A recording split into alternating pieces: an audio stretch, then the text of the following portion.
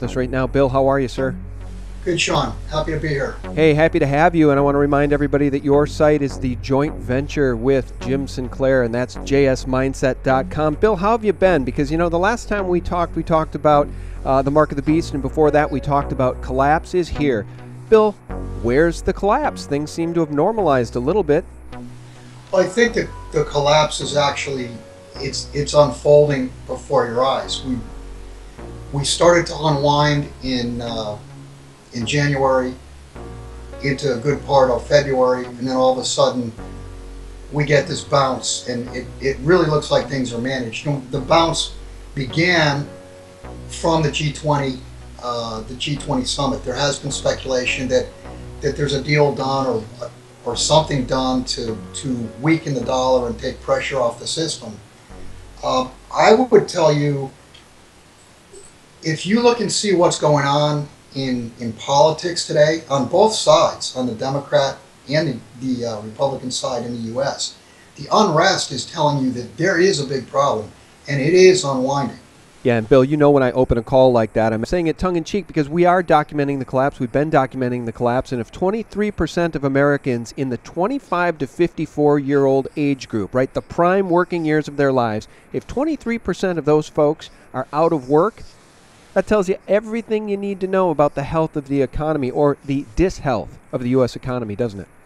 Right. That basically tells you, it pretty much confirms John Williams' numbers of 23% unemployment.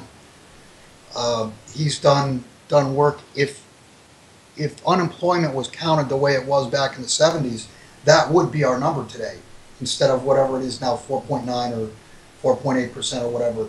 I mean, you've got 90 plus million people, quote, no longer looking for jobs. Well, even if they're not looking for jobs, they're unemployed. Mm-hmm. They don't have a job. Mm-hmm. There was actually I would guess you could call it a sad story yesterday. I saw where in Washington, D.C., they're actually paying people $1,000 a month not to kill people. I'm nodding because I saw that, and it's absolutely astounding, isn't it? It's a little bit like Lord of the Flies out there. Well, I put it up on our site yesterday with just a one or two liner with the question: first, how can anyone live on $1,000 a month? And secondly, what happens when the money runs out? Well, you and I both know that the real money ran out a long time ago when the Federal Reserve demonetized our currency. They took silver certificates off the bills and made them Federal Reserve notes. They no longer say gold certificates, they're Federal Reserve notes. And what's a note, Bill? It's debt, right? Which actually brings me to something else I wanted to ask you about. If you were doing your own financial planning with your financial advisor and you sat down with him and you were real proud of what you had and how you'd planned for your future, and you told your financial advisor that the biggest nut on your assets sheet was a debt to your no-good brother who's never going to pay it back. Isn't that a little bit like what's going on with the U.S. government? And 45% of their assets are liabilities in the form of student loans. Almost $1 trillion in student loans, and the U.S. government calls that an asset. Is that an asset? I wrote about this. I think I called the article "Assets and Liabilities." No, it's obviously not an asset. That's an anvil around the neck of our youth. And that's what the world has come to, is where we consider other people's liabilities our assets. And that's what this is all about. This is all about, will contracts be honored? And the answer is no. The contracts have gotten so big that they can't be honored. And when the contracts fail, what is considered an asset all of a sudden is thin air. It's valueless. Well, and I want to jump in and say, too, you've got communists out there like Bernie Sanders saying we should just forgive all those debts. So, there's many politicians right now that don't even want those debts to be repaid, even if those students could find the jobs and repay the debts. Right, but you have to look at the other side of it. A lot of these liabilities are considered assets in pension plans, in you name it. They're considered assets all over the place. So if you default on everything, then you've got the credit side of the balance sheet goes up in smoke. Mm-hmm. I mean, you can forgive the debits, you can forgive the debts, but if you do that, then you're killing the asset side of the balance sheet because liabilities are considered assets. Yeah. And I think that's what the great awakening is going to be, is that people find out that someone else's liability is not really your asset. Yeah, that's right. We've talked about that as it relates to derivatives. When the derivatives market completely collapse, the guys that are holding the winning chips won't have winning chips if the guys that are supposed to pay their debts can't pay their debts, right? So then even a win is a loss. Right. You're talking about the derivative chain there. I want to go back to the very first question you asked me. Where's the collapse?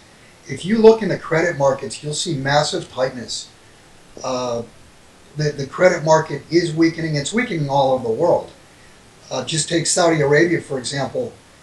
Their overnight interest rates since January 1st have doubled from 1% to 2%, yet their money supply is contracting. And that's a function of the oil patch. That's a function of weak oil. It's a function of weak trade. Just look all over the world. China's exports were down 23%, and their imports were down, I think, 14 or 15% for the first 2 months of the year. That's certainly is a prime example of global GDP not growing. Global GDP is contracting. Well, yeah, and actually, Bill, we should mention that as we document the collapse. Global trade has collapsed to 10-year lows below 2008. So, I mean, this funny money printing is not working, and I don't think that the central banks are going to be able to restart it. They're not going to be able to re-spark the global economy just by printing money, but that's the only plan they have. Well, this was the question going back to 2008, 2009. Could they reflate the system? Well, they got a little bit of a bounce, but it's not self-sustaining. They've had to continually put more and more credit into the system and create more and more currency for the system, but it has not worked. And the real economy, you can see the real economy is declining. And it's just a matter of time until you get that panic moment in markets. And it's my opinion that once these markets truly panic, it's going to be about a 48-hour event. Well, then let's talk about gold. You guys posted this over at JS Mindset the other day. Guys, if you don't know, the gold weighing in Stan Druckenmiller's portfolio is a warning for us all. And guys, if you don't know, Stanley Druckenmiller is perhaps one of the best hedge fund managers who ever lived, with 30% returns in his portfolio for more than 2 decades. And this man has invested 30% of his assets in gold. What does that tell you, Bill? I think that tells us everything we need to know about gold, doesn't it? Well, he clearly understands that gold is money, gold is an asset, and he's clearly afraid of something. I mean, for a money manager, for a hedge fund to commit 30% into physical metal, although let me put a caveat on that. As I understand it, he bought GLD, and if that's the case, I don't think they did all their homework, because I'm not sure that there might not even be 30% of GLD gold in that ETF. Yeah, he bought the Spider Gold Trust, and one wonders if he couldn't just take delivery of physical given his large position.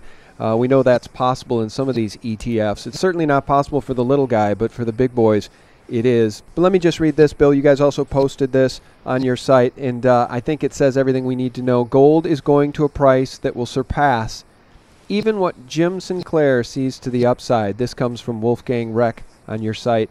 The price discovery mechanism is trending towards physical. The COMEX is ancient history and does not know it. Let's stop there. What do you make of the COMEX? Is it ancient history? Let's move away from the COMEX and then come back to it. Okay. This upcoming month, the ABX, which is a physical exchange in Shanghai, is going to be opening on the 19th. And I think it's interesting that just in the last, I think it was yesterday actually, and one of the headlines we forgot to talk about was there were 30 more countries that joined the AIIB, or announced that they're going to join the AIIB. Also, the CIPS, which is the China Interbank, it's their banking clearing system, has been ramping up. and they have some changes over the next month proposed to make it more international. And it seems to me that these things coming together at the same time is not a coincidence. So I would keep an eye on April 19th. That is when ABX, the physical exchange in China, is supposed to go full blown. And we've talked about this for, I don't know, 6 months, 9 months now, but there is a firm date of April 19th now. Okay. Well, So going back to your original, is COMEX irrelevant? COMEX very well could be irrelevant any day that you wake up, based on a big physical trade going through the ABX could clean the market out. And let's go back even one step further to the when we were talking about Stan Druckenmiller. I don't know how big his portfolio is, but 30%, it's got to be in the billions. mm-hmm. Would he be able to even buy $1 billion worth of gold? That would be call it 1/80th of global production. Would he be able to buy that? Would he be able to source that without having having an ETF act as a pressure release? Oh, do you know what just occurred to me? I'll have to find the news item that backs this up, but I did once read that hedge fund managers are disallowed from buying physical gold. I think they can only buy paper assets. So I'll have to research that. And if that's true, Sean, that is your ultimate pressure release valve, whatever. yeah, If you can't buy physical gold and have it delivered, then that tells you absolutely want it. Right. Yeah, and getting back to this nice little list you guys had here at JS Mindset, what is a contract written in paper worth if they do not function, Bill? I mean, that's at the end of the day the most important question, right? What is a paper contract worth if the contract can't be fulfilled? Well, the obvious answer is zero. It's not worth anything. And that goes back to what we were talking about before, assets and liabilities. If a liability can't be performed on, it's worth zero, which makes that liability who is or what is someone else's asset, it makes the asset worth zero. Yep, and then you note the super rich need their own protection and know it. You don't get that kind of money by being stupid, which takes us back to Stanley Druckenmiller's portfolio being a warning for us all. 30% of his assets in gold. You guys note that cash should be for transaction purposes only at this point, whereas gold is for wealth protection. Yeah, basically, we believe that there's going to be a reset in the system. There's going to be a bank holiday. When that happens, you're going to need to be able to transfer your wealth from the current system to whatever the new system is. And if your wealth is sitting in a bank or sitting at a broker or sitting in municipal bonds or whatever, and we go through a bank holiday where things are devalued, revalued, bailed in, whatever term you want to use, your wealth is not going to get from here to there. And especially if there's a revaluation or a new currency introduced.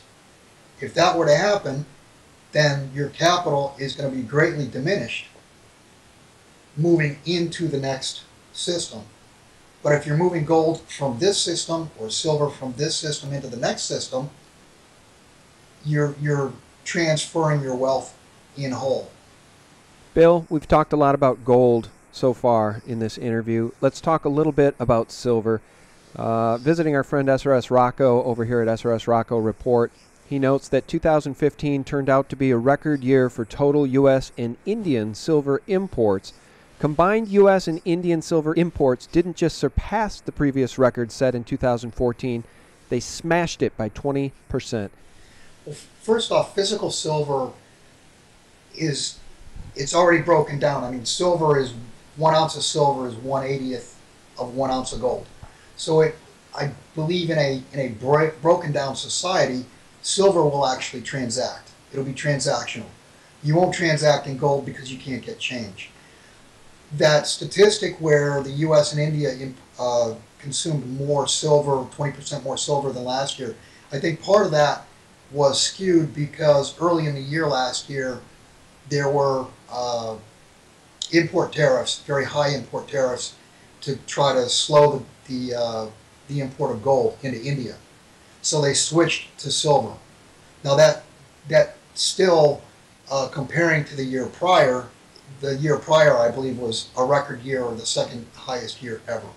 So the consumption of silver, the consumption of gold, we know just by doing the math, is greater than annual global production. So it's got to be coming from somewhere. You asked the question, where is the silver coming from? It's been my contention that, and this, I mean, I can't back this up, this is just my theory, is that because China has been a silver nation for 2,000 years, I think the silver that's been hitting the market has been lent into the system by China to keep the system up and running long enough for them to empty out Western vaults with their 50 tons per week of imports of gold. In other words, they're giving up silver to get gold. Wow. That's just my opinion. Let me ask you about John Williams. You know, you mentioned John earlier in the interview as you cited the actual unemployment rate in this country being closer to 21, 22, 23%, as Williams Shadow Stats has noted. And as you know, Bill, John Williams has been saying that we will see hyperinflation of the U.S. dollar. And for a long time, he predicted we would see it rear its ugly head in 2016. Here we sit, and we see a race to the bottom in currencies globally. Is that the only thing that has saved us at this point from hyperinflation? Is this global devaluation of currencies? Right. It's been a race to the bottom versus all currencies are competing against all currencies. I believe that you're going to see a monetary event in the midst of, if you want to call it panic or whatever, where the realization that what we were talking about before, someone else's liability is not really your asset because you're relying on them to perform for yours to have value. I think you're going to see a mass rush out of currencies and into anything and everything real. And obviously the ultimate real is silver and gold, because that's money, that's transportable. You can't transport a piece of real estate or machinery or farmland or whatever. So I think John is going parallel with what we believe. There's going to be a monetary event where basically the world panics out of other people's liabilities, and that is currency.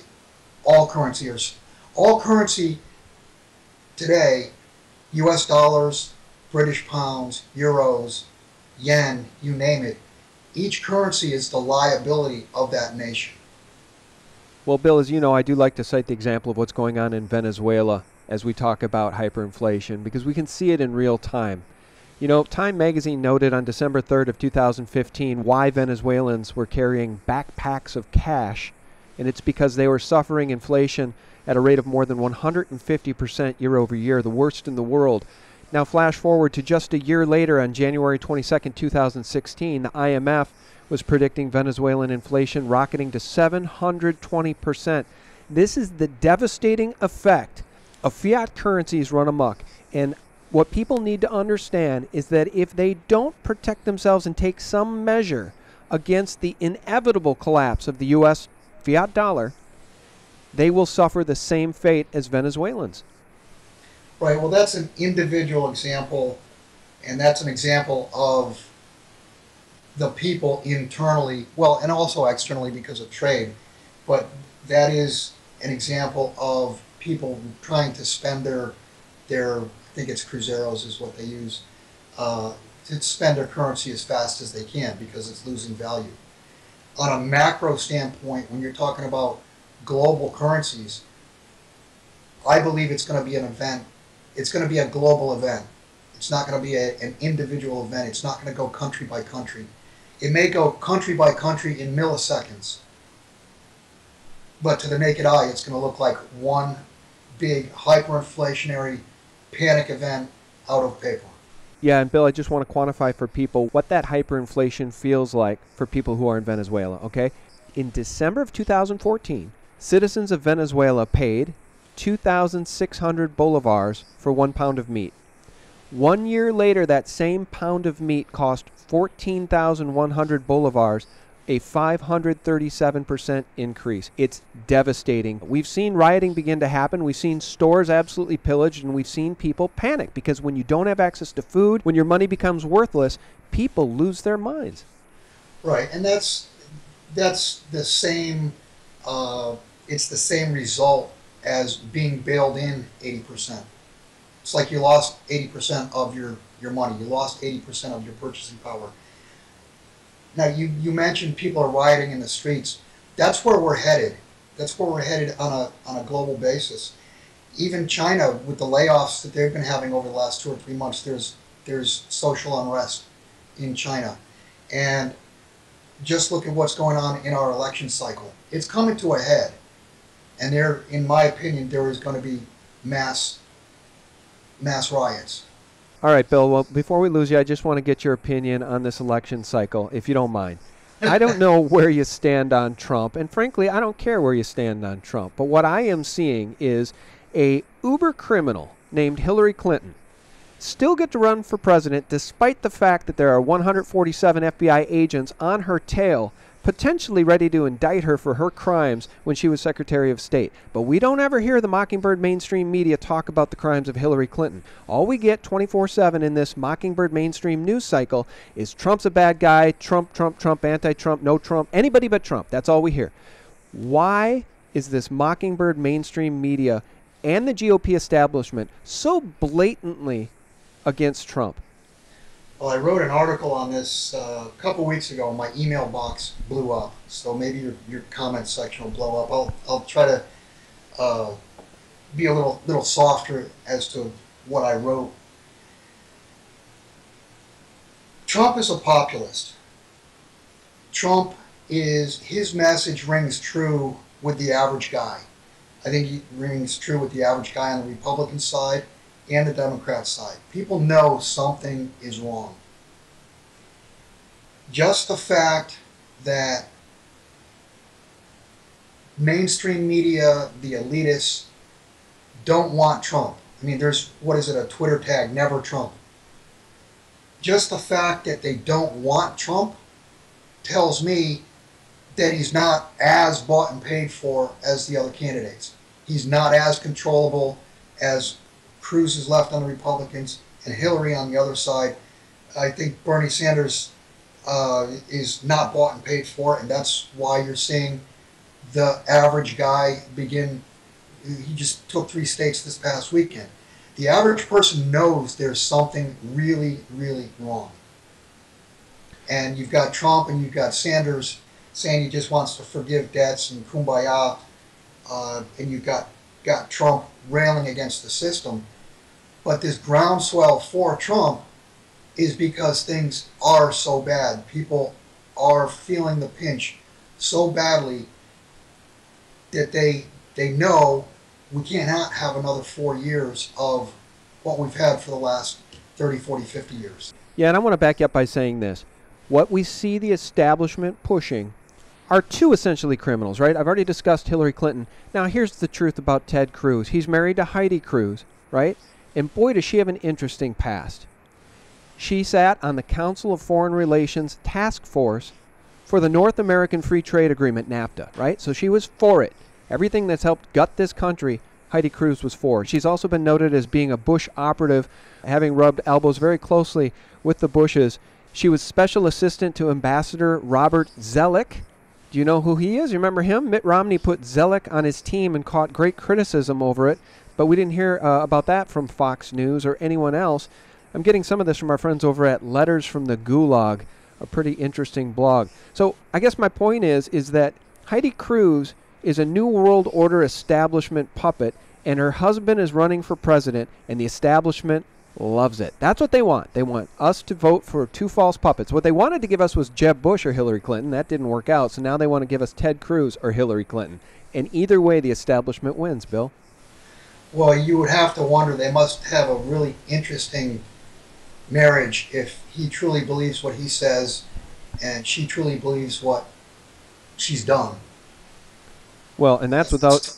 It's 2 opposite ends of the spectrum. Well, and that's without us even getting into these sex scandals that he's accused of having at least 5 affairs with different women. So we don't even have to wade into that briar patch without knowing that he's a bad guy. He married a woman who's a Goldman Sachs employee. I think I left that out. She's a director at Goldman Sachs. Yeah, I don't think she was a director. I think she was a branch manager, maybe in Houston or something like that. But she was at Goldman Sachs. Well, let's find out. Let's just Heidi Cruz, Goldman Sachs. Yeah, you appear to be right. Heidi Cruz is an American investment manager at Goldman Sachs. She served in the Bush White House as the economic director for the Western Hemisphere at the National Security Council, as director of the Latin American office at the U.S. Treasury Department, and as special assistant to U.S. Trade Representative Robert Zoellick, and as an economic policy advisor to the 2000 George W. Bush presidential campaign. I'll tell you what, this woman Sounds like an outsider to me. Yeah, she's part of the deep state is what she is. She's part of the deep state. And I'll tell you what would happen if Ted Cruz became president. He would probably nominate his wife to be Secretary of State, and that reminds me a little bit of House of Cards. I'll tell you what, this political process we see in this country mirrors House of Cards on Netflix. I mean, it's just as corrupt as the day is long, and people are waking up to it, Bill. They can see it. Even if you don't understand what the Federal Reserve is and you can't speak our language, you know something's rotten in the state of Denmark. And when I say the state of Denmark, I mean Washington, D.C. And you see that in the polls. I mean, how is it possible that 6-8 months ago or a year ago, Bernie Sanders was not even known, and he's rivaling Hillary. Yeah. Donald Trump. When people first heard Trump was going to run, there were snickers everywhere. People were laughing, but they're hitting a nerve. They're creating a groundswell because there's enough angry people. Well, and it should be noted too, Bill, I know that you know this, most of the listeners know this, but Bernie Sanders is a hardcore communist. And I'm not saying that with conjecture. He literally used to be part of the Communist Party. I don't know if he still is, but, right? So we see the Communist Manifesto again rolling out, the establishment, the bankers, this Marxist Communist Manifesto. Imagine the choices they're giving us with the Democratic Party. And I know I got to let you go here, Bill, but it really defies belief. Bernie Sanders or Hillary Clinton. Either way, it's a lose-lose for the American people. This is not John F. Kennedy's Democratic Party anymore. This is a hardcore Marxist Communist Party. I was going to say, Sean, imagine this situation in 1960 when Kennedy was running. Can you imagine someone with the thoughts, beliefs, and says what Bernie Sanders is saying? Can you imagine what would have happened back then? And here it is, fast forward 55 years later. I wrote that article a couple weeks ago, and I got absolutely trolled by people telling me that, Bernie Sanders is brilliant, blah, blah, blah. I mean, it's laughable. If you break down what the guy wants to do, it breaks the entire capitalistic system. It breaks all your assets because he wants to make liabilities go away. Well, it needs to be said here before I let you go that when I did my recent interview with F. William Engdahl, who's a brilliant writer, a brilliant researcher, a brilliant author, we talked about the multiple coups that have been committed against the American people. And we talked really about the Bush crime family going all the way back to Prescott Bush. But as you know, the foundation of the Federal Reserve in 1913 was a coup. The establishment of the IRS was at least a partial fascist coup. We talked about the JFK assassination being an overt coup. And of course, what happened on 9/11 with the 9/11 false flag was really the coup d'etat that has toppled the republic and inserted a deep state that really operates in the wide open with the Department of Homeland Security and the formation of all of these ABC agencies whose job it is to strip us of our liberties. And at the end of the day, that's the hardcore truth, guys. These bankers love Bernie Sanders because he's a communist. These bankers love Hillary Clinton. My God, Goldman Sachs paid her $675,000 for 3 speeches, of which the content is completely private. We don't know what she said or what she promised them. But these bankers have ruled the roost for far too long. And people, we got to stand up because our time is preciously short. Our time is running out to save this republic. And I know a lot of the listeners will say our republic's already gone, Bill. I guess I don't know what else to do. What else can we do? Move? We got to move out of the country, or we got to save this thing, and I don't know how to save it. Well, Sean, you're right. The republic is gone. It's no longer a republic, and it's my belief that truly the only hope there is a collapse. Because after a collapse, there's got to be something different. And a collapse will take the world reserve currency status away from the U.S. And hopefully whatever replaces it is something real, something fair, something based on the rule of law. Yeah, that's been the position of my friend Chris Duane for a very long time. Collapse is inevitable, and collapse will hopefully usher in something better. A return to honest money, a return to rule of law. That's what we need, Bill. That's the key. A return to rule of law. That's why Hillary Clinton must be indicted. If this woman is not indicted and she's allowed to run in November and she wins, my God, that is the final nail in a coffin with far too many nails. You're absolutely right. If the laws that were actually on the books were for everyone, we'd still have a decent country. But they're not for everyone. The laws are for you and me, but for the elites, they're above the law, and that's the problem. Yeah. It's a big club, and you and I ain't in it. You're right. All right, but you can be in the JS Mindset Club, guys. JS Mindset Gold is now live. But what is JS Mindset Gold all about? Tell us a little bit about that. Jim and I are going to be doing an interview, cross-interview between each other a couple times a month, and we plan to interview, like you,